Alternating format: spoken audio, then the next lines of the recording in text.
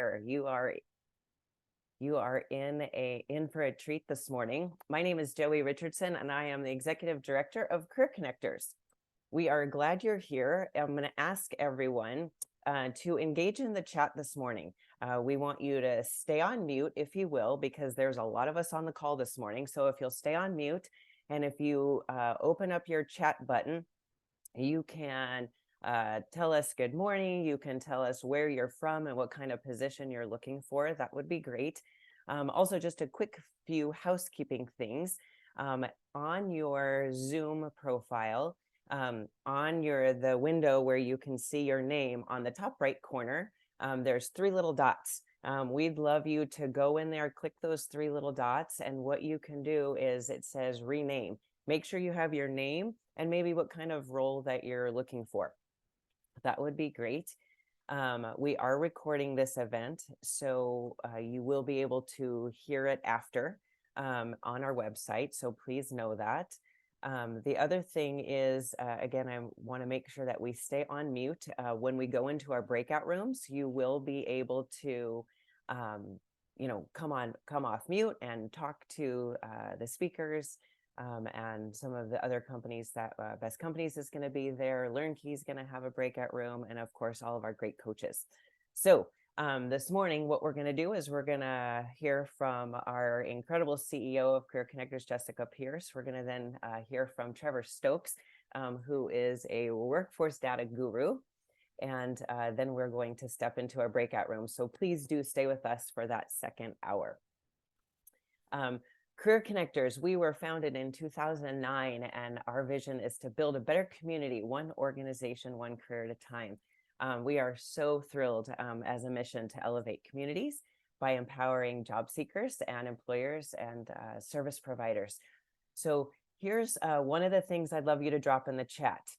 Can you drop a 1 if you are currently unemployed? And I'd love you to drop a 2 if you're currently employed, just to kind of get a feel for who's on the call this morning. We have people from not only Arizona, but from all over, Texas, South Carolina, California, Florida. Great. Okay. So lots of people unemployed, some people employed. Great. We are so glad you're here. Here's one of the things I love most about Career Connectors. Bree, you want to pop to the next slide? The Career Connectors, we are here for you. We love to provide these resources. We have a jam-packed year for you next year with hiring events, both virtual and in person, and then of course our monthly career readiness events.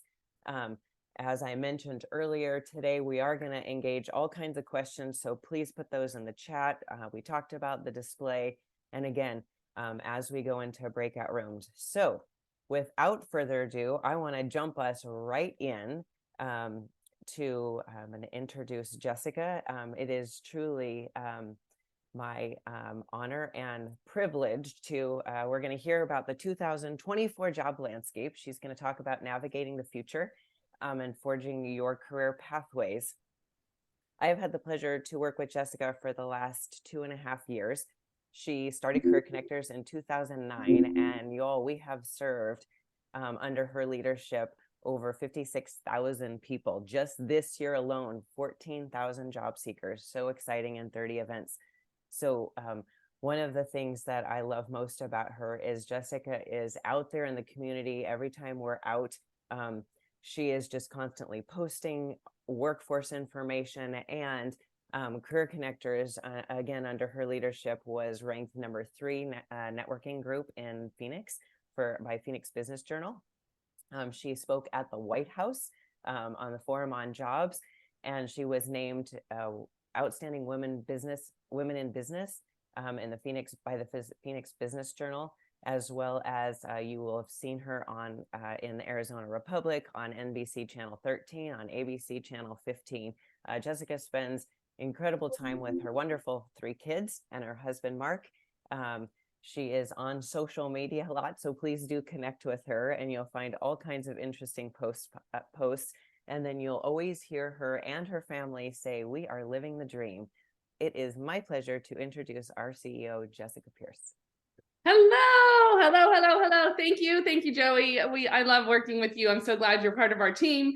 Welcome, everyone. Today, yes, we do say living the dream, but it's not all rainbows and puppies. You know, there are ups and downs to that, as I'm sure you all know, but always looking at the best outlook possible. So today, I am so excited to share with you all information about the landscape that's coming up. What does workforce careers look like in 2024? What do employers care about? So let's start with some information and data about where we are right now, and then we'll go into some information around, you know, what the landscape. I'll show you some trends for 2024 and what's coming up. And then the second half of the talk is going to give you some tips on how to navigate that landscape, what you can do and how you can apply your search and job search to what's coming up. Now, I thought it was really interesting when Joey asked the question about who's job searching, who is kind of, you know, working, but maybe job searching. And so I think a lot of you are probably employed, but maybe looking. Or you have some contract stuff going on. So you have some stuff going on in the, you know, one area, but you still are kind of looking for maybe a full-time job, or maybe you're looking to add some additional contracts into what you're doing, or maybe you are actively looking for one job. We are all in different places. When someone says they're looking for a job, that can mean about 100 different things. So you are not alone if you are in any spectrum of that. And so thank you for answering our questions. We like to get a pulse of who's here and what's going on. And we're so glad all of you have jumped in. And so Bree, if you could pass me on. Oh, I can control it. Great. Okay. Sometimes there we go. Okay, so this is what we're going to talk about today. And I hope it's not frozen anymore, David. I was able to just click through. We're going to talk market trends. That's going to be the first half. And then we're going to talk about some things you can do to map to that. I love to start with my particular story. And so back in 2009, drop a 1 if you were affected by the Great Recession in 2008, 2009. Did that have any impact on you? Yes, Lisa, me too. The Great Recession, people were losing jobs. It happened to us as well. So my husband and I were living the dream. That's what we said. That's where this all started back in those days. We were kind of had the house in the neighborhood we wanted to be in. Our kids at the time, we had a newborn, we had a 2-year-old and a 10-year-old. And the recession hit. And so 2008, we started to see some things happening. I had been with Intel for 10 years, had left Intel to launch a staffing firm. And I was working with some partners, and we were servicing and hiring for people in land development and real estate. And if you know anything about 2008 and 9, the industry that was basically obliterated, especially if you're in the Southwest, other areas as well, but it was really intense here. But that industry was really obliterated, and people either lost their jobs, and anyone that was connected to those industries lost their jobs, or they were pulled back to really minimal staff. So I had to shut down my staffing firm, and that was in 2009, May of 2009. And my husband was laid off 3 times in 6 months. Now, I know job search, losing your job is really difficult. And I know this is not your story. This is our personal story, and every job search story is different. And we're all in different places. But I can tell you, when my husband and I were not working, and we're trying to figure out how to pay for our home and our living expenses for these 3 kids, we were frozen. We didn't know what was next. We didn't know what to do. And we were shocked because we had never expected to be in this place of not working. We had worked since we were kids, young teenagers. And so, you know, we'd had multiple conversations, and one night we go to bed, and we wake up the next day, and I really had this almost like call, and it was said to me, I need to go volunteer. And I remember waking up that day and talking to Mark and telling him, hey, I know what I'm going to do.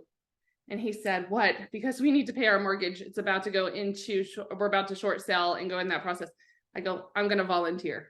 And he goes, Jess, that does not pay the bills. And I said, well, I really feel heavily called that this is what I need to do. And so he's like, well, then go ahead. So I called my local church and said, hey, do you have a room in the back of the church and once a week where I can help people write their resumes? As I was looking around in our community, people, friends of mine, colleagues were just getting laid off all over the place. And these were people that had never, ever been touched by job loss previously. And so what they said is absolutely, please come, you are welcome to the room and you are welcome to, help people with jobs. And so we did, we started this little group. We were getting about 25 people a week for the first couple of weeks. I was asked to speak at a couple places to let people know what we were doing. And one Monday night, I'll never forget, I had asked the census that Arizona had a processing center for the 2010 census. I had asked them to come and speak. And so they came and spoke, and over 300 people showed up that day. We had the news there and the radio station. And I was like, what is happening?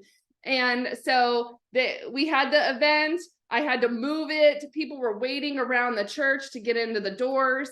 And so we were there. We had the event. We had a keynote speaker, and then the census guy stood up and talked.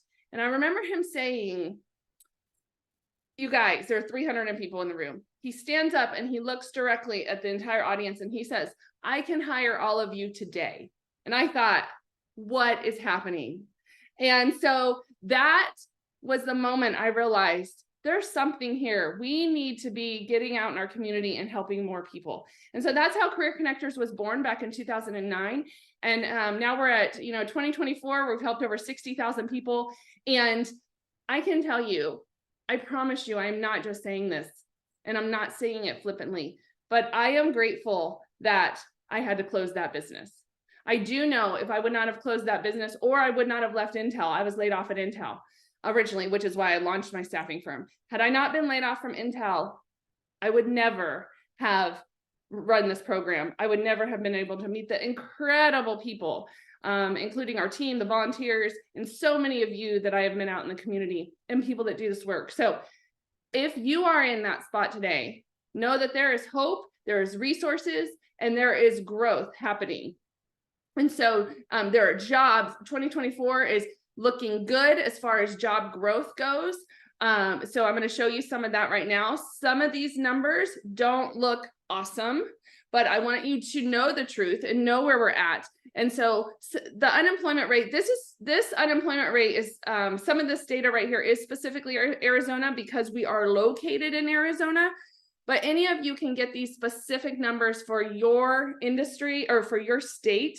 If you go onto your, onto the OE or the website for this information. So I will drop that information on where you can go, but the federal government tracks all of this information and you can pull it yourself. You don't need any special access. So we are seeing an increase in unemployment. So no, you're not alone. That is true. We have seen increased layoffs. That is true. And that is a national thing. We have seen that happening nationally. There's inflation is happening. And so employers tighten the belt a little bit. So we are seeing those numbers go up a little bit, but here are the industries that are growing. Look to the right side of the screen. Education and health services. We don't know why they put those numbers together. I was asking the questions of why are those, and maybe Trevor will be able to answer that when we get to him, but they do put healthcare and education together, big industries, but both are growing. And then professional services is like, insurance, business services, things like that. We do see some growth happening still in IT, and then in the trades is happening. So no, there are industries growing. We might not see the growth as much as we have in the last couple years, but it is still happening and it is still growing. And so that know that the jobs are there.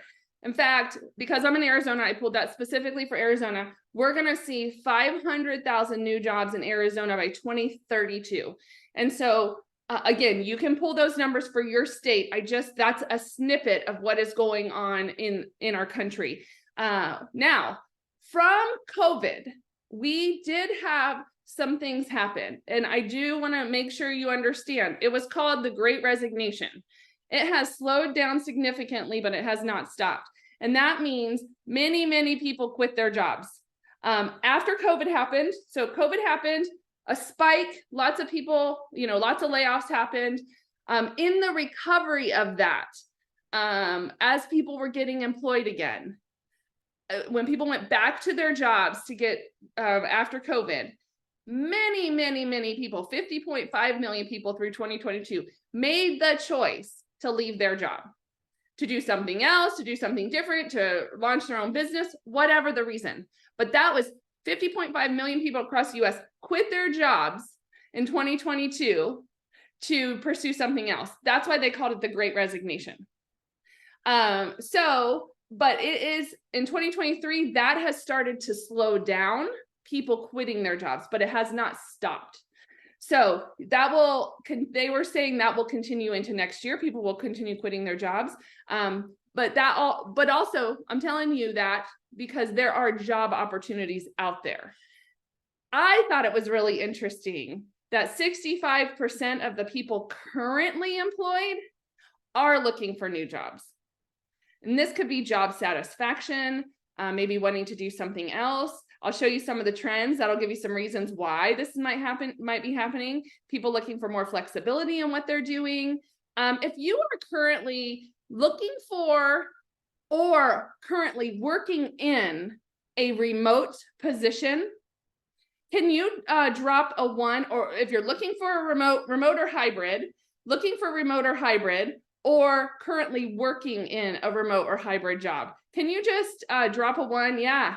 Look at that. So that's a reason, one of the reasons why the quitting it has happened. Mary, I appreciate that. Looking for something flexible, but not exclusively. You guys are going to see a trend. That remote trend is changing. Fortunately or unfortunately, you decide, but that trend is changing a little bit, and I'll talk about that. Okay. So I want to go into the 9 workforce trends, and let's see. First one is Gen Z is coming on full force, you guys. I wonder if we have any Gen Zers on the line. If you want to let us know, if you drop a, let's drop a 5 in the chat if you are a Gen Z. Because you are the 5th generation that would actually be actively working in the workforce. So do I have any Gen Zers on the line? Let us know. But Gen Z is coming in full force. 23%, hi Jenna, 23% of the global workforce will be Gen Z by 2024. This is people born between 97 and 2012. I can tell you all 3 of my kids are Gen Z. 98, my son was born in 1998. He is graduated from U of A, and now he is out in South Carolina working as an engineer. And then my 2 girls are freshmen and sophomores, or freshmen and juniors in high school, and they're both trying to navigate and figure out what they want to do. One is probably going to be more in small business ownership, and the other one is still, thinking through it. So they have all these opportunities. And the thing that's different about Gen Z, and a couple of reasons I wanted to let you all know this. One is they are coming in full force. So they're here, and we have to learn how to work with them. They're different than Boomer, Gen X, Gen Y. Some people say there's a Gen Y, and millennials. They're different. They're open to and wanting multiple jobs. And so they may not be interested in a normal 8 to 5, clock in, clock out.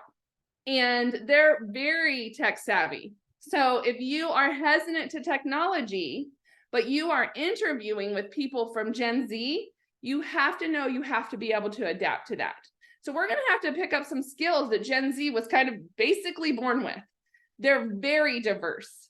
I thought this was so interesting that more than 50% of Gen Z is not a non-white background. So a different person of color. They're have mixed nationalities.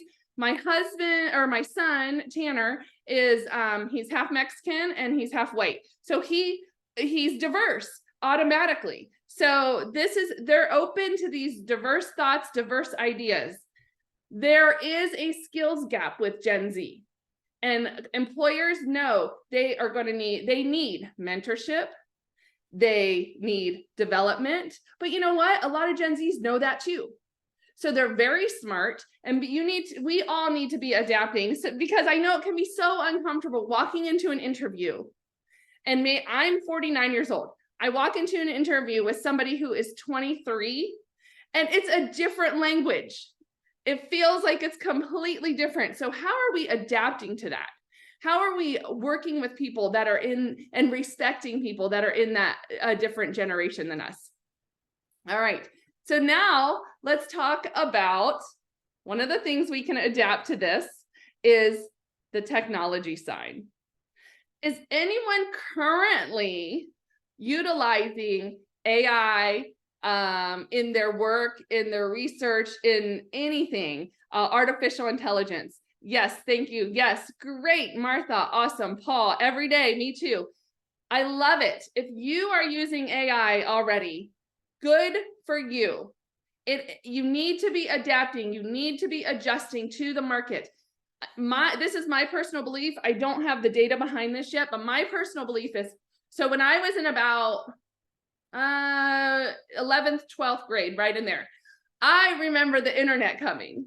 All right. Do you guys remember dial-up, having AOL email addresses, and that little hourglass just kind of waiting as you're trying to get connected to the internet? You're playing maybe Pong or something. So very basic, right? So we have that, the introduction, MSN, that's right, the introduction kind of on the internet.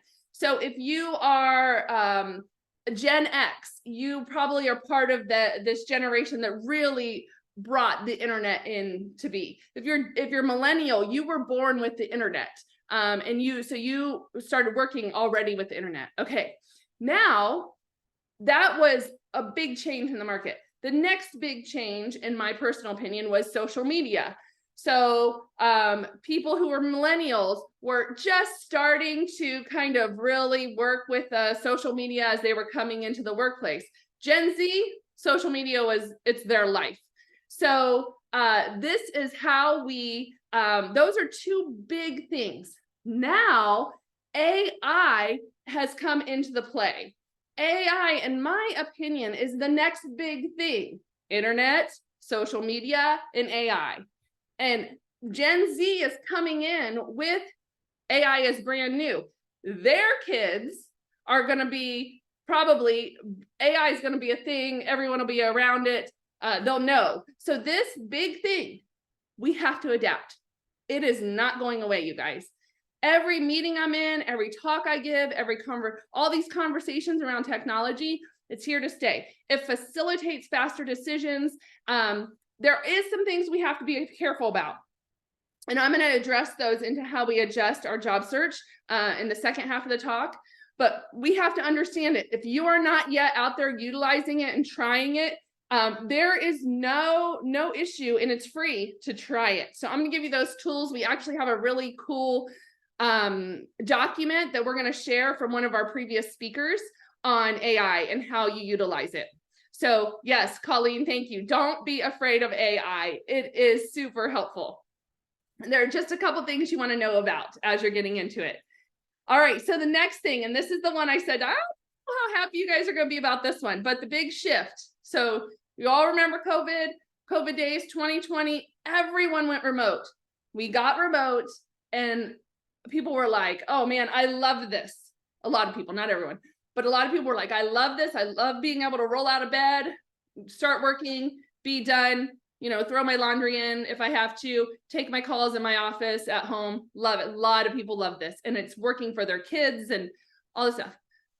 Well, companies have started to feel very disconnected with full remote workforce.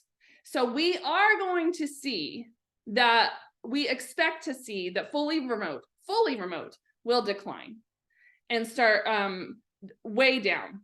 But we will see a significant increase in hybrid. Hybrid is when you work a couple days at home and a couple days on site. So if you love remote, just know it's going to be a little bit more difficult in 2024 to find fully remote positions.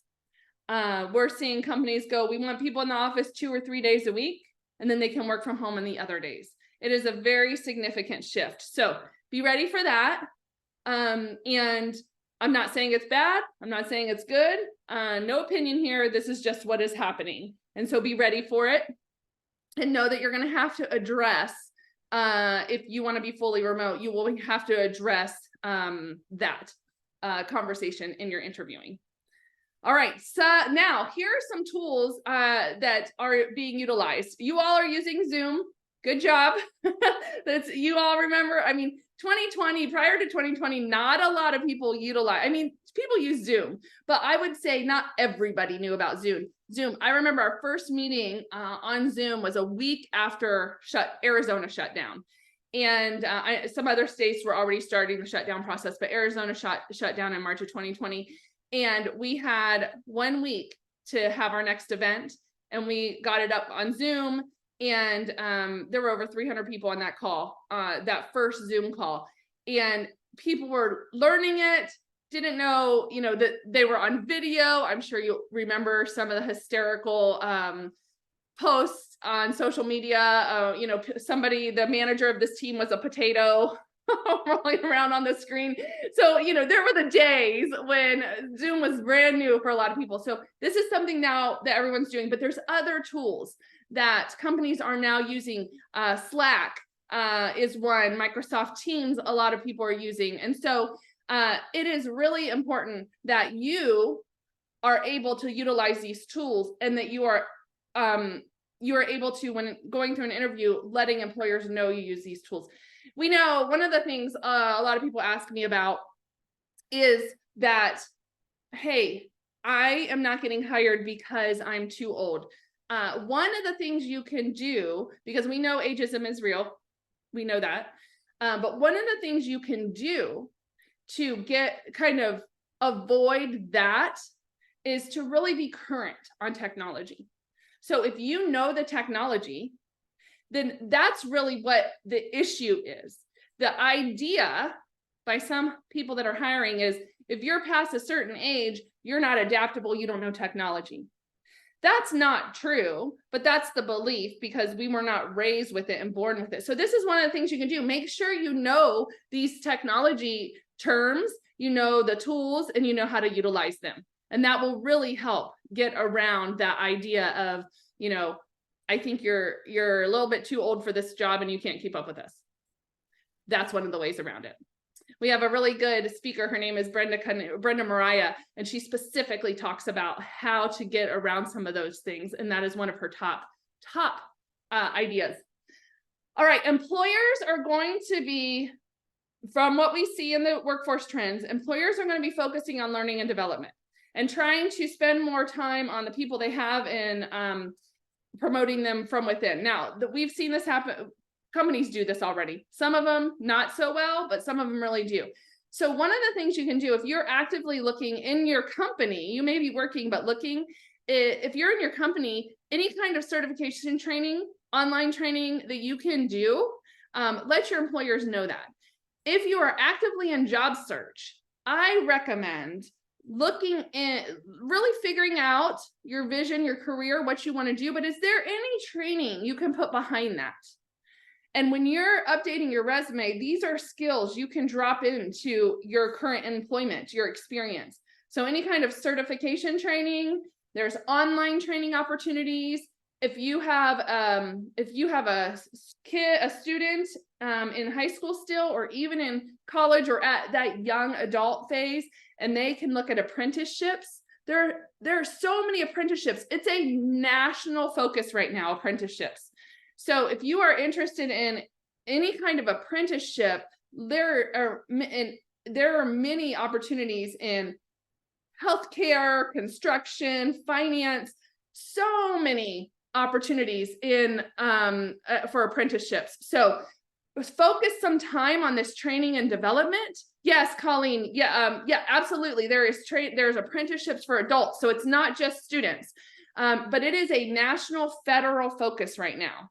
So if you're wanting to go into something new, do some Google, spend some time with Google and type in apprenticeships and opportunities, and I bet you'll be really surprised what comes up, especially those of you that are just burnt on your current career and really need something new and different. This one, I was really happy to see this. This whole area on mental wellness out there is a big shift. And what is hard to hear and understand is that almost 60% of US workers do have some type of moderate or high burnout. That's a lot, you guys. And so that is, if two of you are working in a family, a husband and wife, probably one of you is at burnout, maybe both of you. And so we really, as you are going through your transition, I want you to develop, as part of your mission, your vision, your career idea, what is the industry you want to go into? I need you to focus on that, because if you're not focusing on where you want to go and you take the next job and you just do the job, this is likely going to be you if it isn't already. So focus on, I'm not one of those people that says, focus on what makes you happy, go do that, you'll make a lot of money. I don't necessarily believe that's fully true, but what I do believe is if you have a focus of something you're good at or that you're really interested in, that you won't go down this burnout path as much. And so companies are focusing on this. And so they're doing some mental health workshops. They are focusing on, having meetings on, not having meetings on some days. And so it's really, really important that you understand where you are mentally as you're going through the job search and you're focusing in the right areas. If you are focused and you land the right job and you're respected and you know you can do a good job, then this will not be as much of a big deal for you. So focus on those high, how do I say it? The best jobs for you. It's all about focus, and we're going to get there. All right. DEI is really important, but from a company standpoint. So know that as you're interviewing, you are going to be going into companies that they care about this. And so if this is something you're like, it doesn't matter, it does matter. And so maybe you don't have a passion for this, but listen, when we talk about inclusion and belonging, that means everybody at a company feels like they're part and included. Does not matter what your background is. We're talking about everybody feels included and everybody gets an opinion and is able to come to the table. All right. The hiring, firing, the equity is based on your skill set and what you bring to the company. So this is here, this is happening. And know that companies do care about this. And one of the other ones that has been interesting about DE&I that I have seen an increase on, and almost every time I'm at the table talking about that topic, is people with some type of disabilities. I had somebody yesterday at an event we were doing, and he came in and he was a dad, and he said, do you know of any employers or have any resources for somebody that has schizophrenia? And I was like, oh, I don't know. I didn't have an answer for him. But I said, I think it's likely more that how is that person being helped and served, and are they getting the right support from doctors? Because I don't know that a company necessarily needs to know that. I don't know, because I don't know the rules and stuff, but I think if it's managed, it's probably, just like any of us, whatever's going on in our life, if it's managed, then we can be high capacity workers. So he said, it's for my son. And I said, okay, well, let's go. We were in a room with, there was almost 20 employers, and then there was about 30 different community resources. And so I walked him over to some of the community resources that could support him. Because again, we don't have the answers to everything, but we're trying to give people the resources. Lisa, thank you. You're right. Ability 360. I forgot about them, and I will reach out to him and give him that information. So the disabilities is an increase because people are willing to have the conversation now, when it was not allowable but previously. So companies are open up to the DEI conversation, which is great. And that goes directly with this topic right here. Another workforce trend we are seeing is core values. Companies want to hire people that are aligned with their values. You should be seeking employers that are aligned with your values. And so you can do that through website, through social media, looking to see what do they care about. It's all in the research, because then when you go into an interview and you've done the research for an employer to see what they care about, you can bring that to the conversation, because they are very interested in you if you care about what they care about. So giving back, corporate responsibility, those kind of things. If a company is at an event, and you should be looking this up on their website, if they're at an event and it's something you're interested in, I encourage you to show up at that event if it's open. If it's a ticketed event, send an email, comment on their social media, send them a direct message, say, hey, I'm currently in career transition. Can you all, or do you offer an opportunity to allow me to come at no cost?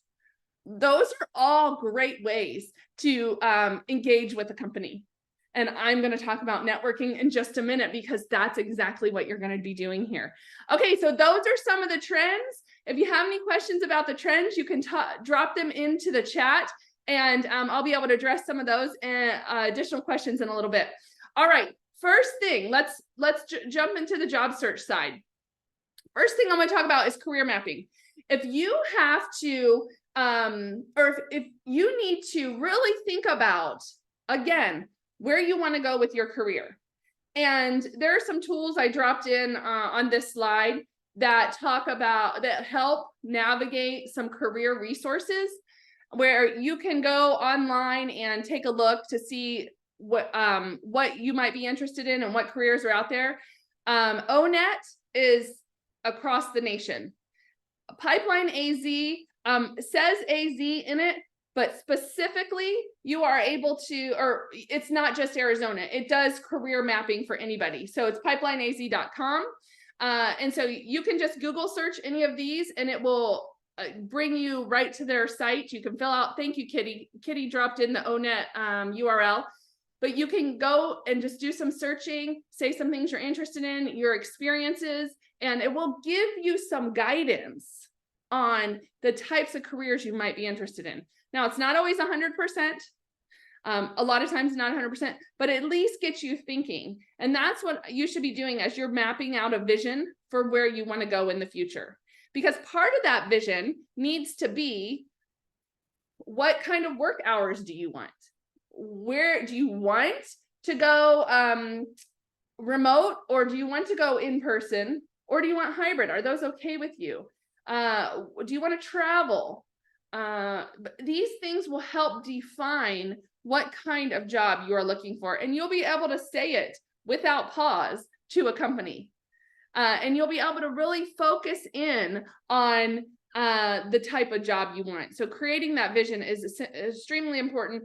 We actually have a lot of coaches here today that can talk to you through how do you develop those steps for a vision. And so I encourage you at the end of the talk today to talk to some of those coaches and get some ideas on how you can go ahead and do that if you're struggling with creating your vision. Okay, the next step here is around employer engagement and research. So there are six areas that I want you to think about when it comes to employer research.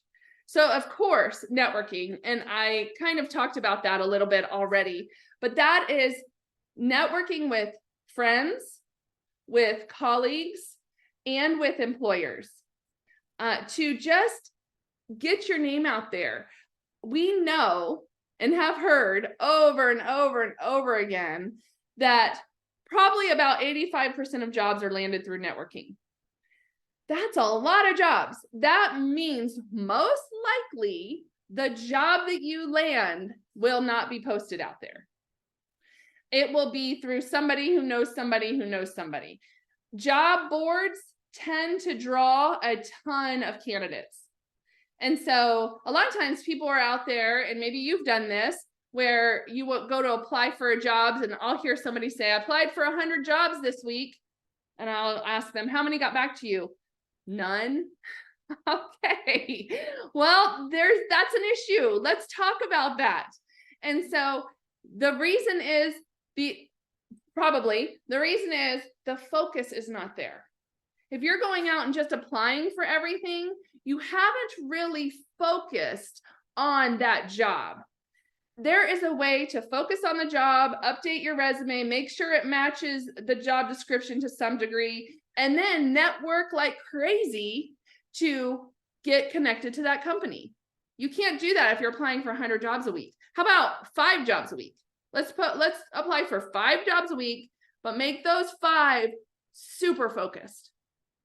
Update that resume, connect on LinkedIn. And Colleen even says, even 5 is a lot, but you really focusing in on what do you want to do and make it so the company knows who you are. People like to do business with people they like. Think about your last job. Think about your last job. Did you have somebody you really loved working with? And did you have someone you were like, oh, I really don't want to go in today because they're driving me crazy. I really don't want to have that meeting with them because, oh my gosh, think about that. People hire people they like.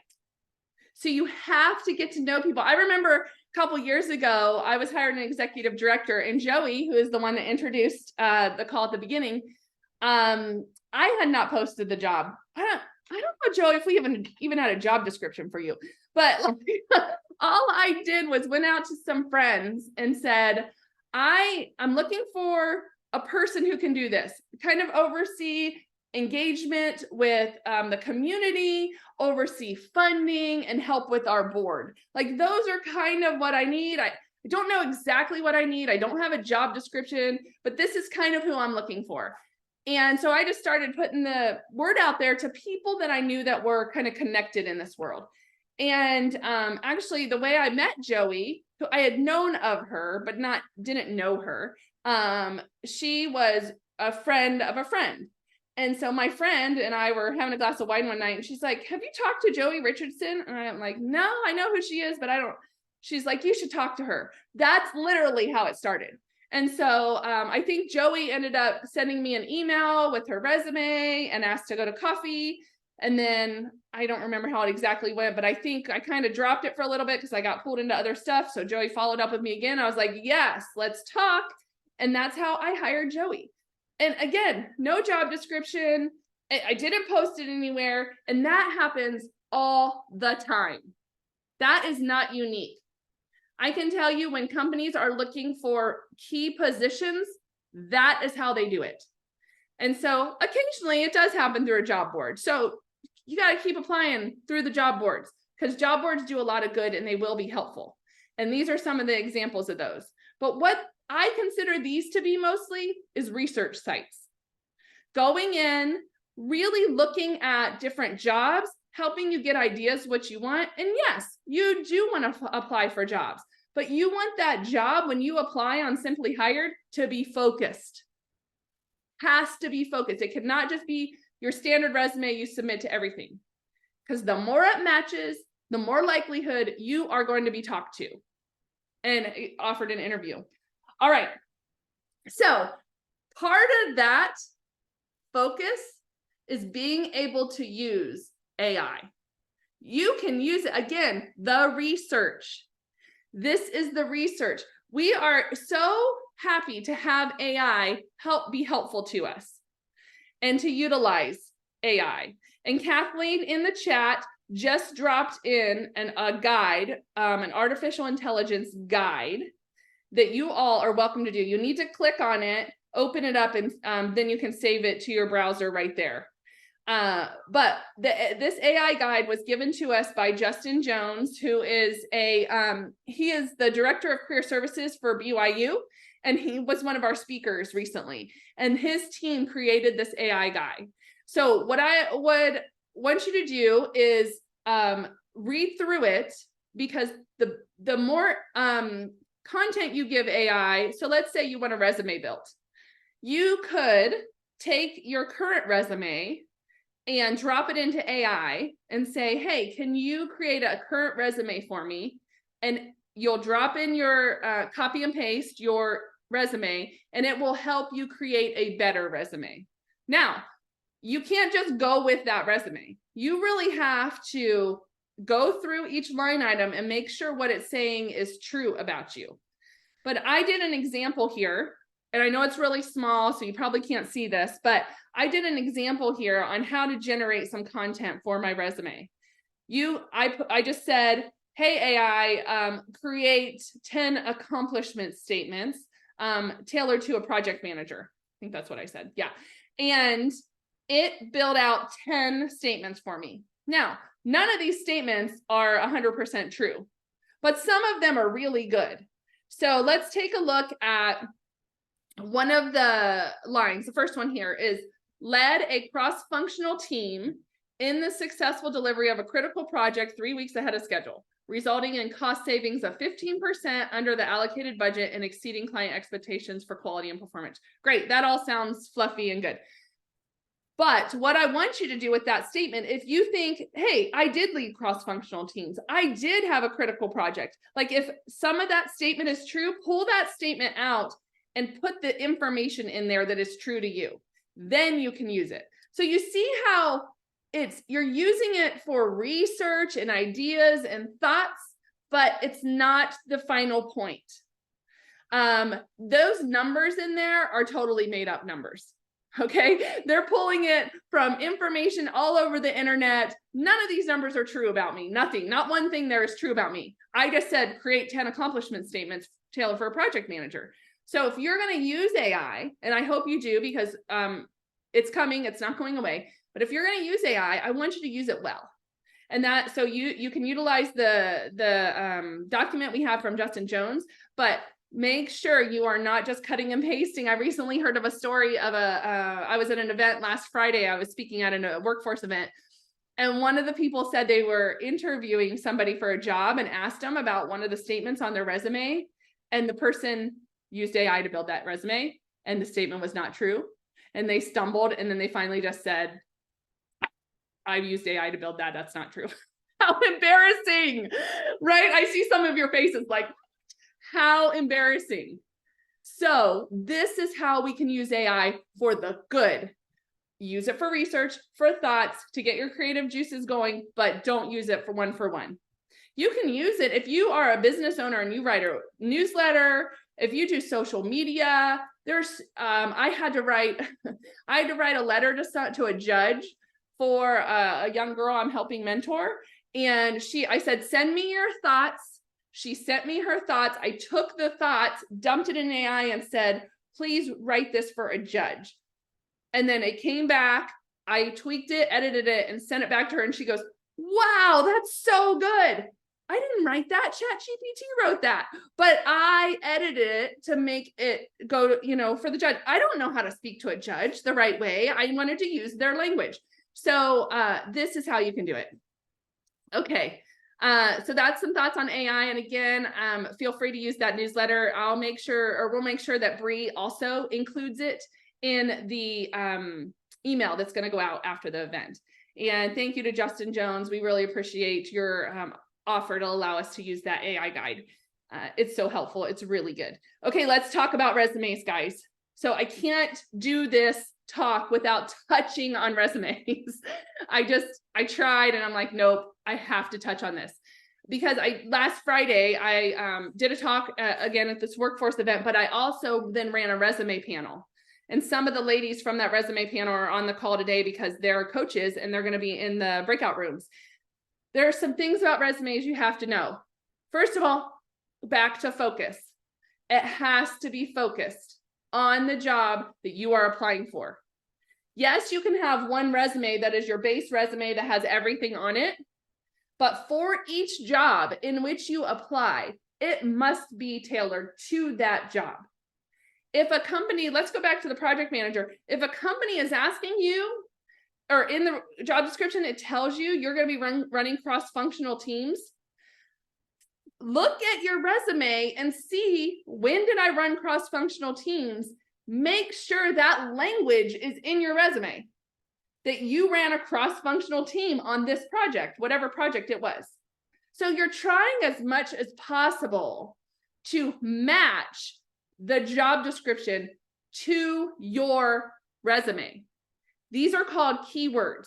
So when we say keywords, some people say, so on the bottom of my resume and the footer, can I just put all the keywords?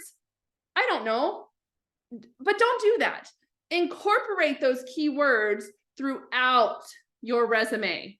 Because if somebody cares about cross-functional teams, they're going to want to see what you did with cross-functional teams. They're not going to want to look at your resume and go, it's actually not even mentioned in here. Why did it pull up? And be confused. So the other big thing that comes out of, or comes on the resume is we see a lot of people putting their contact information in the header and footer. And if you're putting it in the header and footer, then it's not getting seen by the applicant tracking system, and often not getting seen, you're not getting contacted. So this is a big mistake. If you, in the header, you have to double click on the Word doc to get access to your name or to make an edit, it's in the header. Get it out of the header. It needs to be right in the document. This is a conversion to the applicant tracking software. Okay, then, so that's important. Obviously, contact information is essential, but you guys can't believe, or maybe you do, how many people leave it off. Whether it's an email or a phone number, list one email address that is appropriate. Make sure you have a Gmail. Gmail's the best. If you're still using Hotmail, MSN, AOL, get rid of that. Or you don't have to get rid of it, but make a new Gmail account and just use Gmail. That's the most current. Again, that's a thing that will quickly age people without meaning to.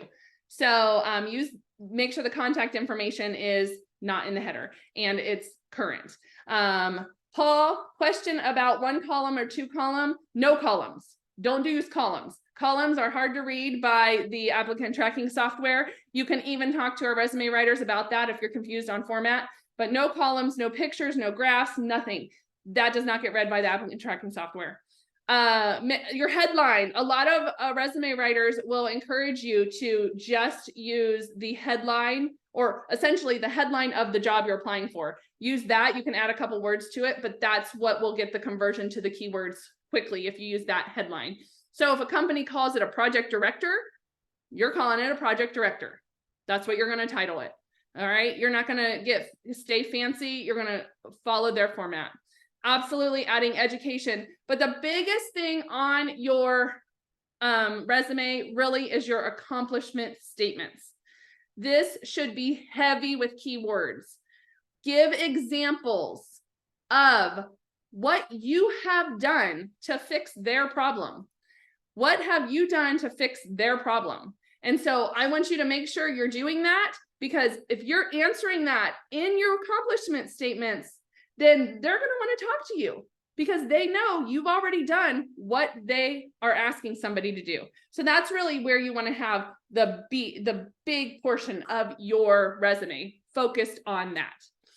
All right. Interesting stat I just found about recently.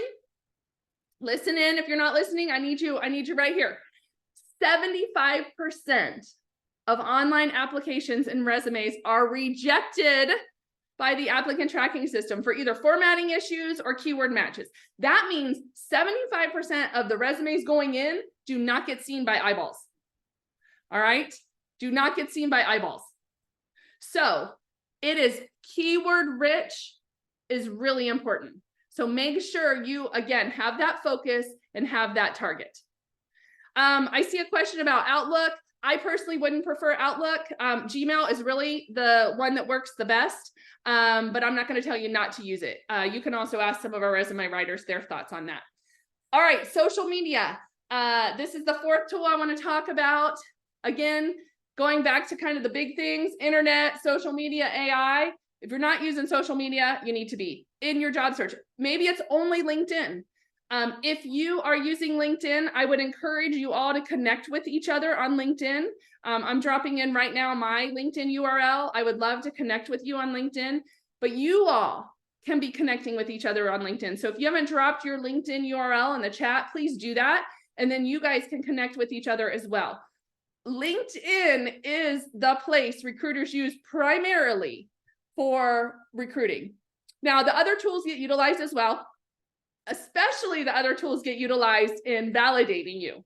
So if you are professional and kind and wonderful on LinkedIn and you're sharing your professional achievements, but you're being a jerk on Facebook or a jerk on Instagram, employers are going to find that out when they do a search on you. I know you think it's shut down. I know you think it's private, but it's really not. It's out there. So watch what you're saying on social media because people can see that. And so don't think just because you're on LinkedIn and that's your professional face that people aren't seeing the other stuff. I didn't put this tool in there, but on the last time I did some data research on this, around 45% of people were not, no, sorry, it wasn't that high.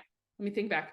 20 to 25% of people, 20 to 25% of people were not hired because of what they were posting on social media.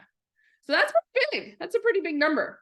So think about some of the stuff you're putting on social media. Even if you're running a business or you're running a side gig, same thing applies to you. All right. So last thing on LinkedIn, I'll do LinkedIn and then we'll finish this up and move into our Q&A section. So on LinkedIn, here are the big things you need to do. You need to make sure you complete your profile. If you don't have a profile yet, complete your profile. Somebody had posted a few minutes in the chat a few minutes ago about what to do about your LinkedIn URL, because your LinkedIn URL should be like Rose's right there, where she has her name at the end and not a whole bunch of numbers and letters. You do need to tweak that and make sure it is your name. And so whoever posted that, if you could repost those instructions, that would be great. So you have a good solid LinkedIn URL. Building out your network, researching your employers, and making updates every single day. So you only need 5 minutes. It should not take over your world. It doesn't need to, but engaging with people on LinkedIn, making a post or responding on other people's posts. If you're in whatever companies you're interested in, engage with those companies on LinkedIn. See what they're doing, comment on them, those kind of things. That's what we're talking about. It only takes 5 minutes a day. Here is an example of my good friend, Brenda. If you haven't ever talked to Brenda, she's an amazing career coach, resume writer, and you will see here is an example of what her LinkedIn looks like. She has a cover letter or a cover picture at the top. She has a really beautiful headshot. So everybody needs to at least have a headshot. It doesn't have to be professional, but it should be nice. And then you can go into a tool you can use is Canva to create this LinkedIn picture at the top. That Canva is free, you guys. And again, if you have a built out LinkedIn profile like this, you come across as very technology savvy, current, you know what you're doing. This is really good. So, and then you can see in her summary, she has in her about section, a lot of accomplishments, a lot of things she does. Those are the type of things I want you guys to have on yours. So many good, just lots of tips here. I know it's chock full of information. Remember market trends. Think about what are the things where's the market trending and how do I adjust? I think we're just going to see significant changes in the marketplace over the next couple of years. So we need to be adjusting to that, making sure that you know where you want to go, because if you don't know where you're going to go as far as a career vision, it's going to be really hard to sell yourself to others. Do understand what employers are looking for and make sure you have your tools, your resume and your social media up to par as you're talking to employers. I would love to connect with you all. Again, you can connect with me on LinkedIn. That's probably the primary place where I connect with people. You will be getting an email after this event with links to the AI tool, with links to the resources, and links to a recording of this call. And so, look for that email. Of course, there's the QR code if you want to go ahead and scan that, and you can connect with me on the different social media platforms. So thank you all for your attention today. I'm going to go through and look at some of the questions you have. I saw one about a resume. PDF is good to use, and you can send a PDF file to people as you're applying for jobs.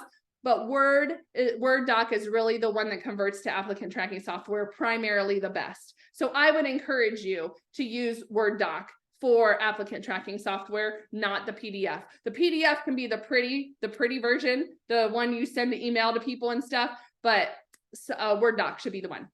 All right, thank you. We're going to transition into time with Trevor Stokes. You guys are in for a treat with Trevor. He has been such a wonderful support of Career Connectors. He is making the world of work understandable as the CEO of Partnership for Workforce Innovation.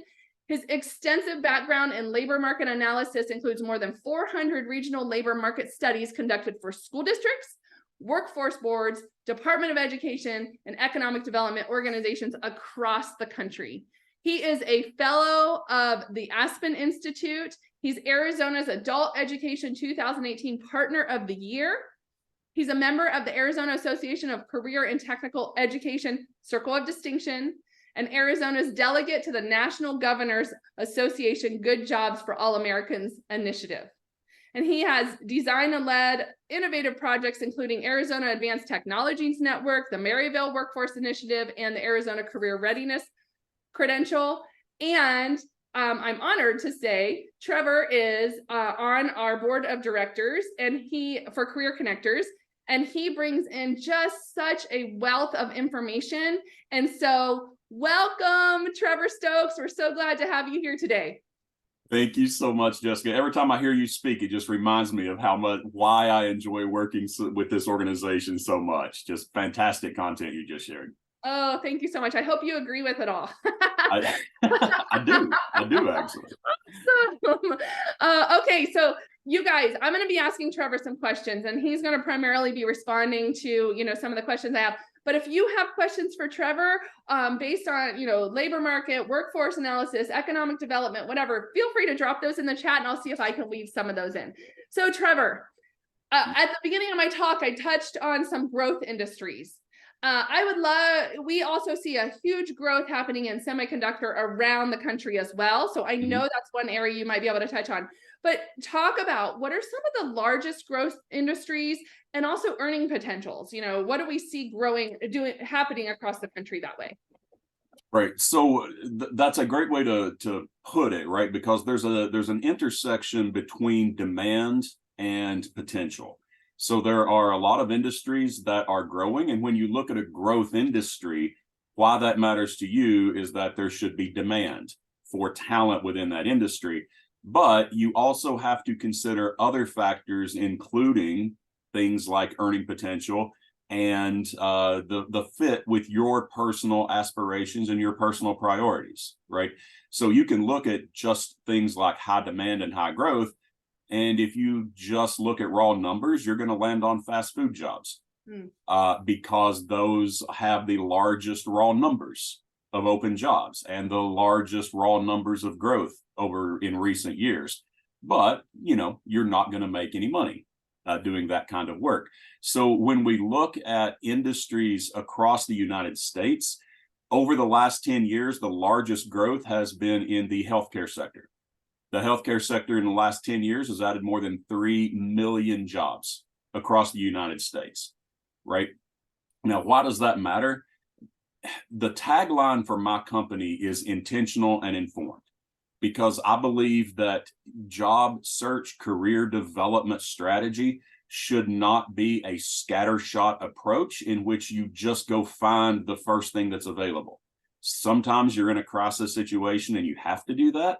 But what I want people to understand is how to use the tools that you shared earlier, how to do research, how to make an intentional strategy that will land you where you want to be for the long term, right? So healthcare is our largest growth industry. You mentioned professional, scientific and technical services, which includes IT services. That is our second largest growth industry, with more than 2.6 million jobs added across the country over the last decade.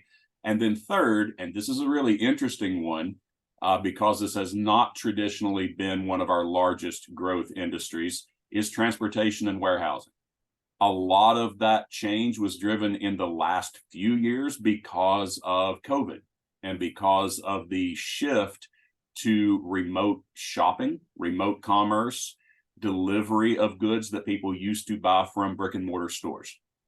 So a lot, the growth in the transportation sector has actually been led by local delivery drivers and transportation. So that's where the growth is. But those jobs in transportation and warehousing that are leading growth actually only average about $60,000 a year, while those in the professional, scientific, and technical fields are averaging about $117,000 per year. So those are the ways that we like to do this research to get people into intentional and informed objectives and intentional strategies. And lastly, you mentioned semiconductor manufacturing. This is one that fascinates me because the growth in recent years has been 12% across the country since 2016, when we first started seeing growth. Here in Arizona, we've become sort of the epicenter for that semiconductor manufacturing industry. We've seen 25% growth in an industry that has been here for decades. So Intel has had a massive presence here for many years. We now have the Taiwan Semiconductor Manufacturing Corporation, which is bringing several thousand jobs into our area as well. So I've been, really tracking what they're looking for, how they're trying to fill their open positions, things like that. It's a fascinating industry because they obviously look for a lot of very high-tech jobs. The number one thing that they advertise for is software developers and software engineers. But within their top 10 job postings are 3 jobs that are not technical in nature at all: sales representatives, marketing managers, and sales managers. So these high-tech industries often have opportunities that are not technical in nature. Certain skills are applicable across the board for lots of different employers and lots of different industries. So I encourage you not to limit yourself in terms of the type of business that you're talking about, and to look for those opportunities in roles like sales and marketing within their top job postings. We also found purchasing managers and human resources specialists. So those are also some of the fields that are supporting growth in this really high profile, high demand sector. So as Jessica mentioned, I'm a labor market economist, so you have to bear with me if I go off into, really number heavy thoughts when I get asked a question like that. No, it's so good, Trevor. So I think I find that so interesting. Let me ask a clarifying question. So let's say somebody's a accountant or a CPA or something, but they're looking for a full-time position. Is there some industries then that will pay more for an accountant than other industries? Is that kind of what you're saying here? That is absolutely true. So I will tell you the story of how it was actually one of the things that first made me start specializing in labor market economics rather than traditional economics. I was doing a project in Alabama around construction trades, and we looked at electricians. So we started profiling electricians, and one of the things that we learned was that you couldn't just look at the average earning potential for an electrician to get a really comprehensive, accurate picture. There was a massive difference in how much an electrician got paid doing residential electrical services versus those who were doing commercial and heavy civil construction. There was a difference in average salary of more than $30,000 a year. And this was a decade ago. So, there's absolutely a difference in the way that a lot of these roles are paid depending on the industry in which it's employed. So yeah, it's an absolutely great question. Those data are available with a lot of the resources you shared earlier. ONET is a great way to do that. It's not the best user interface you will ever find, but if you actually spend the time, click around, get lost in their system a few times, you will likely figure out how to navigate to the kind of data that I'm talking about right now. That's great. I completely agree. It's kind of an antiquated system, but it's worth it to get through to understand. And I don't know if every state has the equivalent of what we have when it comes to OEO or ACA. Do you know, Trevor, if all states have something like that? Every state and territory has a labor market data office, which is contracted with the United States Bureau of Labor Statistics. So there is something equivalent to Arizona's Office of Economic Opportunity in every state, but there's not a standard naming convention or anything like that. You just have to dig a little bit for your state to figure out what it's called. And what are some words that people can put into Google to find that office? Labor market? Sure, just search for like Pennsylvania Labor Market Information Office or Florida Labor Market Information Office, and you should be able to find it that way. Okay, I dropped those words in the chat, you guys. So basically what we're saying is there is an office that reports this data Trevor is talking about, but does it in a way that you can read it and understand it, hopefully. Right. Arizona, we do that. We also have somebody like Trevor who can help us understand that. But I would Google whatever states you're looking in, Google and do research on Google to understand what are the specific growing industries in your state. All right, how about oh my gosh, we're already getting close to time. What the heck? I know we could talk all day, Trevor. Let's talk about, can you touch on automation and AI? We know that it could disrupt millions of jobs. I mean, we know that, we need to say that, but also we need to adapt to it and be willing to utilize it. So can you talk about some factors that are impacting these industries, especially when it comes to AI and automation? What are you seeing? Yeah, definitely will. So, and in the interest of time, I'll go quickly through this. The artificial intelligence is so disruptive, and by disrupt, I don't mean disruptive in an exclusively negative manner. As has been pointed out, it's a tool. It can be used for in a lot of different ways. OECD is the Organization for Economic Cooperation and Development. It's an international organization. They did a large analysis recently of the careers that are most at risk because of automation and artificial intelligence. The ones that are most at risk are purely technical in nature. The ones who are least at risk of being replaced by something like this, what stood out to me is that they involve a personal connection to the customer. A lot of them are in the healthcare field. Their number one occupation, which they rated as not at risk for being replaced, was a nurse practitioner. And I think a lot of that is because that career requires the professional to connect on a personal level with the customer, in this case, the patient, right? And that's what I saw in a lot of these physician assistants, mental health counselors, some teachers, therapists, those type of things. That may not be your field, but I think the takeaway from that is that the one thing robots cannot yet do is connect on an emotional and human level. And that's where I think a lot of our opportunity lies, to be able to connect on that personal level with our employers, potential employers, and the customers of your employer.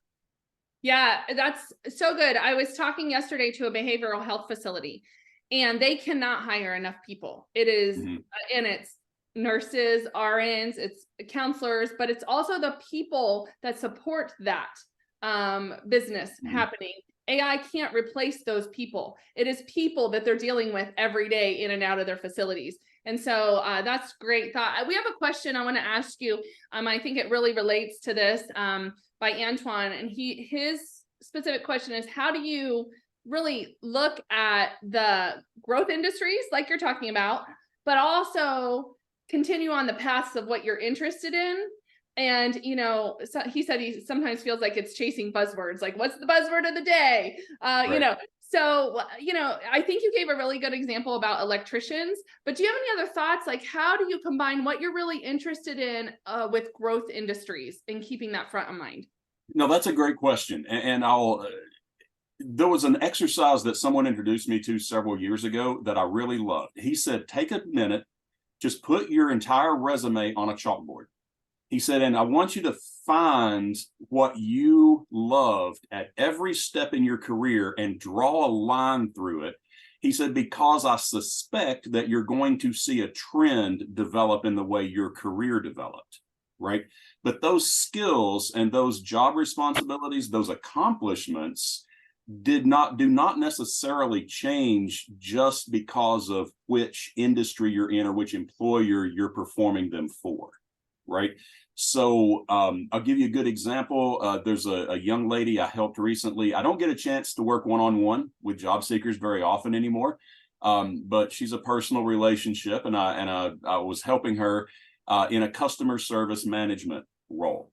She had an interview with a car wash.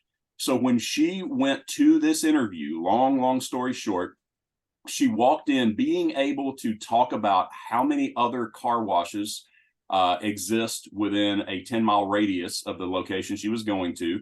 She knew what occupations they typically employed. She knew how many times this employer had posted a job opening in the last 3 months. And she had gone into the Google reviews to look at the 1-star reviews this car wash had received and the 5-star reviews to see what the trends were. So she went in and said, you have, about 8% of all your reviews give you 1 star. They all tended to say that this was the problem, and I have a plan for coming in and fixing that problem.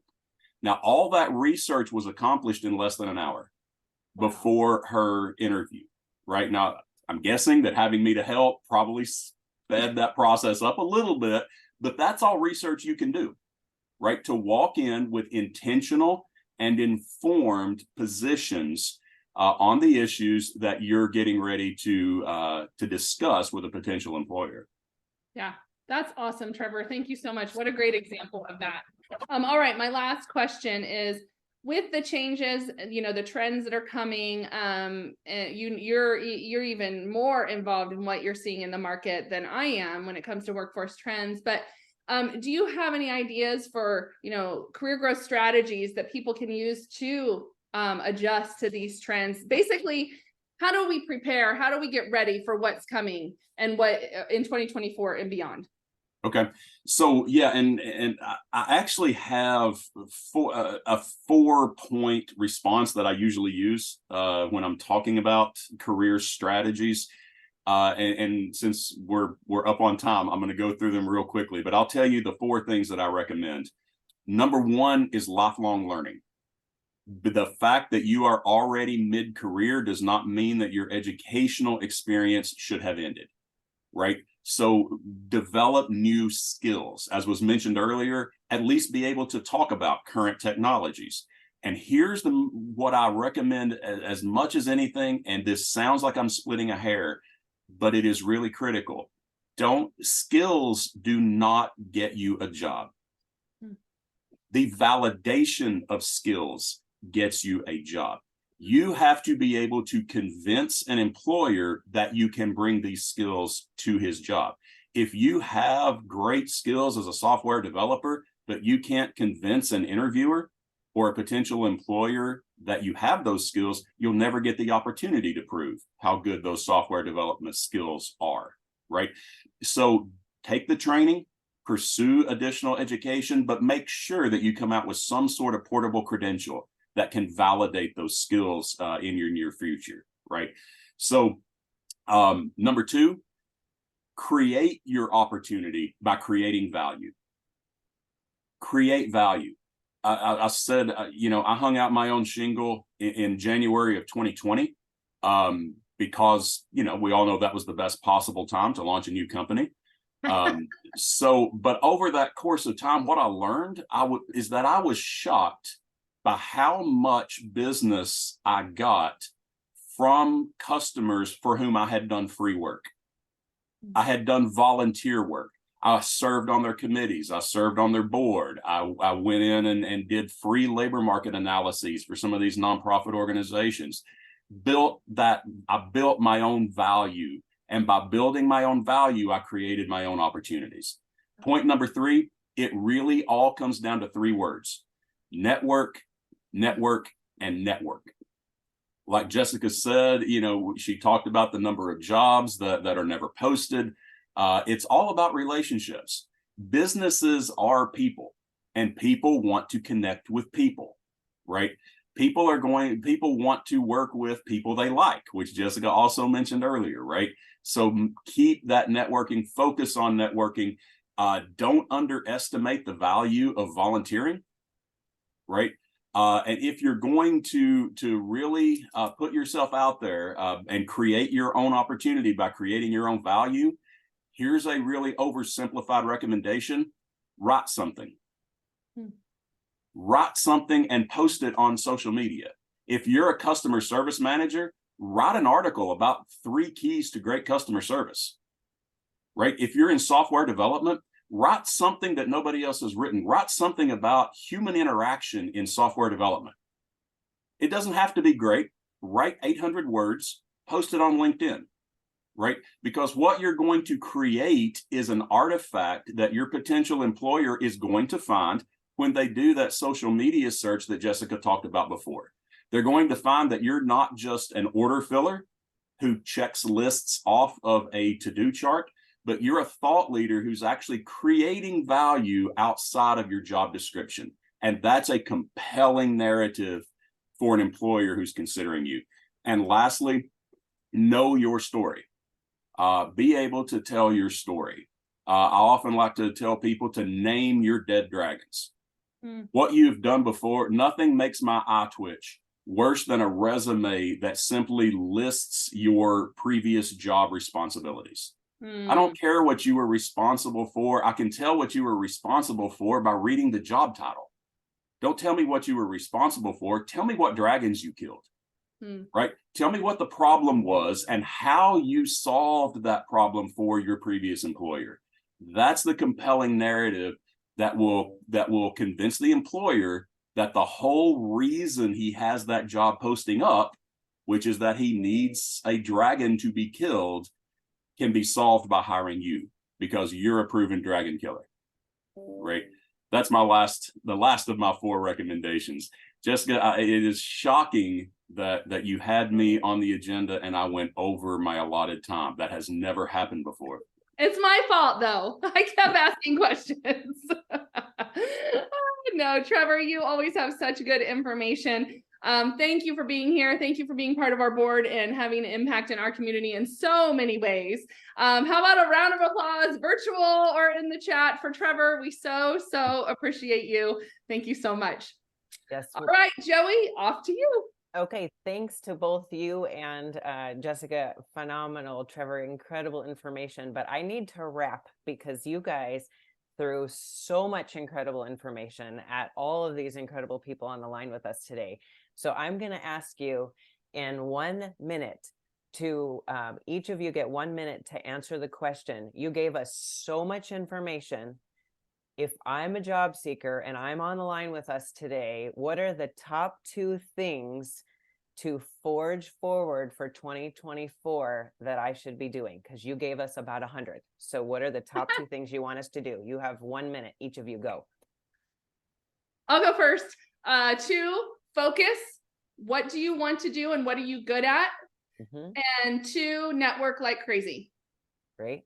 Trevor, how about you? Where are those balloons again? We're celebrating because you said something so good. Trevor, what would you say to our great audience?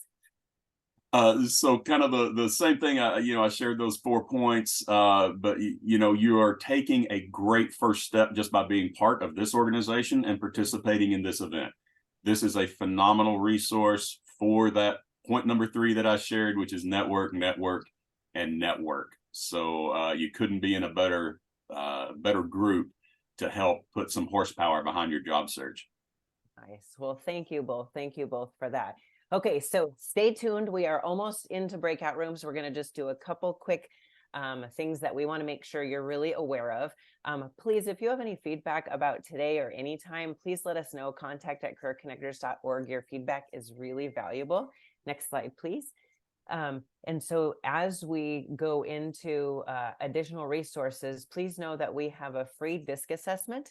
It's a DISC profile, completely free, wonderful information that you just got from Jessica and Trevor. And I want to invite you to jump on, do the DISC profile. It gives you like 25 pages about who you are as a worker, what kind of environment, how do you manage, how do you like to be managed, et cetera, et cetera. Great content for your job search and to just insight to yourself. Of course, our webinar recordings are always online. So please do resource those and share them with your friends. Next slide, please. Moving into just a big thank you to our corporate sponsors. We couldn't do it without you. We really appreciate you. And speaking of one of our corporate sponsors is Best Companies AZ is, next slide, Bree, is here with us today. Jenna is going to be in the breakout room.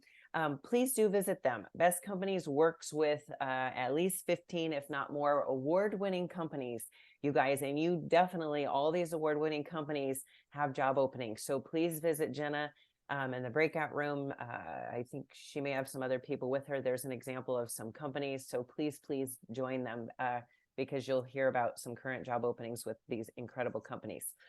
The other exciting thing that Trevor was talking about and Jessica was talking about is how are you upskilling? How are you making make sure you're staying at the forefront of your job search? Whether you're in your 20s or you're in your 80s, I want you to continue to upskill. We are excited to partner with LearnKey. They are generous. There's an online platform, all kinds of upskilling, certifications, all different kinds, whether it's Microsoft Word to IT and cybersecurity and more and more and more, the list goes on. Here's what, next slide on that, Bree. Here's the best part with that. They are offering and have been so generous with us. They're offering 2 free courses. One is cybersecurity, to protect yourself and your organization, and 2, building trust and credibility, which right now, everyone, based on what we just heard from Trevor and Jessica, Tressa, that was a Jessica and Trevor combo. What we heard from both of them, please stay upskilled and explore everything else. If you are interested in upcoming events, we have got a jam-packed schedule for 2024. Here's just a quick preview of a few of them. Our January upskilling, Be It Till You See It, embracing your career opportunities. Also in February, make the most of your networking calls, which Trevor was talking about, network, and excited for our Avondale hiring event in February on the 22nd. Okay. Thank you. Special thank you to all of our Zoom support, Kathleen. And also we have had, thank you to all of our coaches. Coaches, you were incredible today on the chat. I was starting to answer questions and you were already on it. So thank you for doing that. Thanks to our resume writers, and our resume writers, National and Arizona Association.